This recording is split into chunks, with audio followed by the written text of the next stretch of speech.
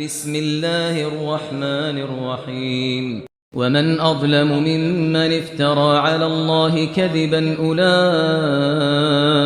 يعرضون على ربهم ويقول الأشهاد هؤلاء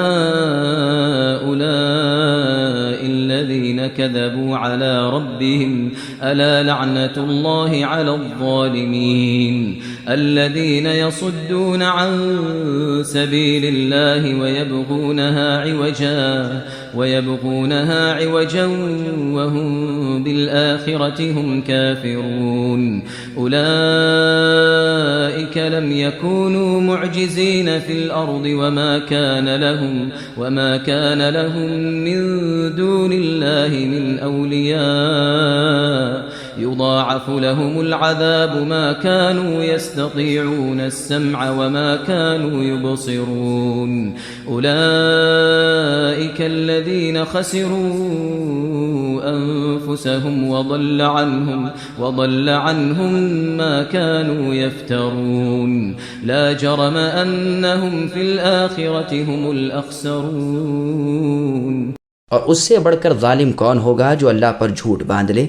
یہ لوگ اپنے پروردگار کے سامنے پیش کیے جائیں گے اور سارے گواہ کہیں گے کہ یہ وہ لوگ ہیں جنہوں نے اپنے پروردگار پر جھوٹ باندھا۔ خبردار رہو کہ اللہ کی لعنت ہے ظالموں پر۔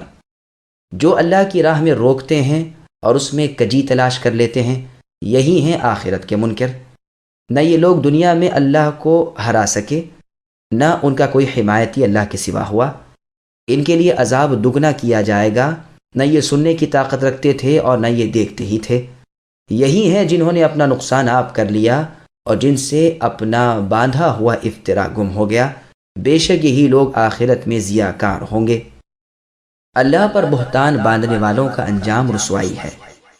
جو لوگ اللہ کے ذمے بہتان باندھ لیں، ان کا انجام اور قیامت کے دن کی ساری مخلوق کے سامنے ان کی رسوائی کا بیان ہو رہا ہے۔ مسند احمد میں ہے، صفوان ابن محرز کہتے ہیں کہ میں عبداللہ ابن عمر رضی اللہ عنہما کا ہاتھ تھامے ہوئے تھا کہ ایک شخص آپ کے پاس آیا اور پوچھنے لگا کہ آپ نے رسول اللہ صلی اللہ علیہ وسلم سے قیامت کے دن کی سرگوشی کے بارے میں کیا سنا ہے؟ آپ نے فرمایا، میں نے رسول اللہ صلی اللہ علیہ وسلم سے سنا ہے کہ اللہ عز و جل مؤمن کو اپنے قریب کریں گے، یہاں تک کہ اپنا بازو اس پر رکھ دیں گے اور اسے لوگوں کی نگاہوں سے چھپا لیں گے اور اس سے اس کے گناہوں کا اقرار کرائیں گے کہ کیا تجھے اپنا فلاں گناہ یاد ہے اور فلاں بھی اور فلاں بھی؟ یہ اقرار کرتا جائے گا یہاں تک کہ سمجھ لے گا کہ بس اب ہلاک ہوا۔ اس وقت ارحم الراحمین یعنی تمام رحم کرنے والوں میں سب سے بڑھ کر رحم کرنے والے اللہ تعالیٰ فرمائیں گے کہ میرے بندے، میں دنیا میں ان پر پردہ ڈالتا رہا، سن آج بھی میں انہیں بخشتا ہوں۔ پھر اس کی نیکیوں کا عمل نامہ اسے دے دیا جائے گا۔ اور کفار و منافقین پر تو گواہ پیش ہوں گے جو کہیں گے کہ یہی وہ ہیں جو اللہ پر جھوٹ بولتے تھے۔ یاد رہے کہ ان ظالموں پر اللہ کی لعنت ہے۔ یہ حدیث بخاری و مسلم میں بھی ہے۔ یہ لوگ اتباع حق سے اور ہدایت کے راستے سے جنت سے اوروں کو روکتے رہے اور اپنا طریقہ ٹیڑھا ترچا ہی تلاش کرتے رہے، ساتھ ہی قیامت کے اور آخرت کے دن کے بھی منکر ہی رہے، اسے مان کر ہی نہ دیا۔ یاد رہے کہ یہ اللہ کے ماتحت ہیں، وہ اللہ ان سے ہر وقت انتقام لینے پر قادر ہے۔ اگر چاہے تو آخرت سے پہلے دنیا میں ہی پکڑ لے، لیکن اللہ کی طرف سے تھوڑی سی ڈھیل انہیں مل گئی ہے۔ بخاری اور مسلم میں ہے، رسول اللہ نے فرمایا، اللہ تعالیٰ ظالموں کو مہلت دیتے ہیں، بالآخر جب پکڑتے ہیں تو پھر چھوڑتے ہی نہیں۔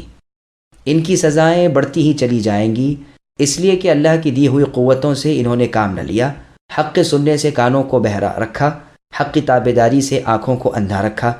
جہنم میں جاتے وقت خود ہی کہیں گے، جیسا کہ اللہ تعالیٰ نے سورہ ملک کی آیت نمبر 10 میں فرمایا، لو کننا نسمع او نعقل ما کننا فی اصحاب السعیر، یعنی اگر سنتے ہوتے، عقل سے کام لیا ہوتا تو آج دوزخی نہ بنتے۔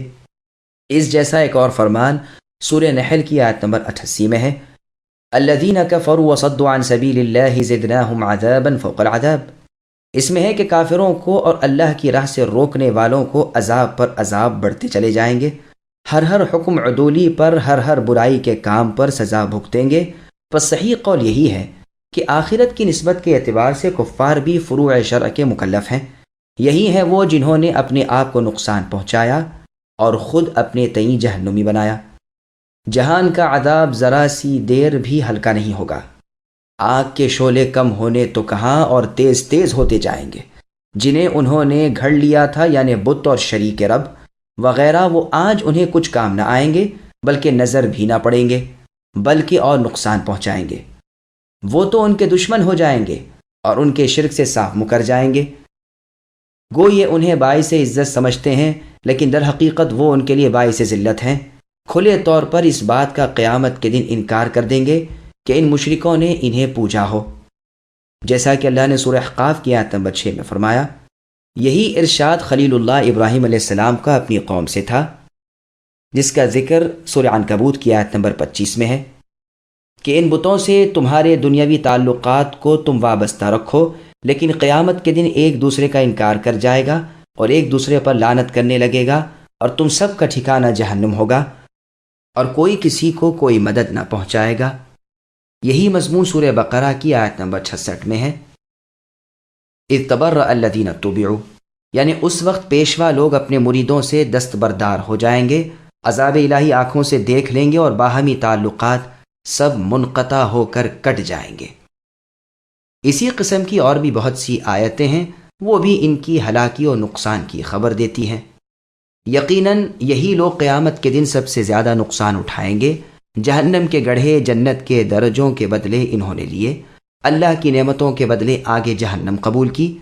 میٹھے ٹھنڈے خوشگوار جنتی پانی کے بدلے جہنم کا کھولتا ہوا گرم آگ جیسا پانی انہیں ملا۔